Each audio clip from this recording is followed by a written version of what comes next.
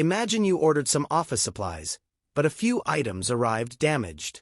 You call your supplier, and instead of a cash refund, they offer you a credit on your account for your next purchase. How do you make sure you don't forget about that money? In QuickBooks, you record it as a vendor credit. This safely logs the money they owe you so it automatically applies to your next bill. Let's set one up. To get started, head up to your Master Plus Create button in the top left corner. Look under the Vendors column and select Vendor Credit. First, select the exact vendor giving you the refund from the drop-down list. Next, scroll down. Just like a bill or a purchase order, you have to tell QuickBooks what this credit is for. If you are returning a physical product that you track in inventory, use the Item Details section so your stock numbers update accurately.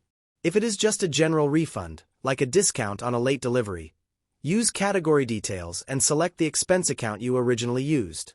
Type in the credit amount, and hit Save and Close. So, where did that money go? QuickBooks holds onto it behind the scenes. Fast forward to next month when you get a new bill from that same vendor.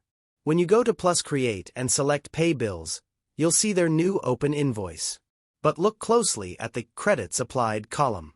QuickBooks automatically pulls the vendor credit we just created and subtracts it from your total due. You only pay the difference.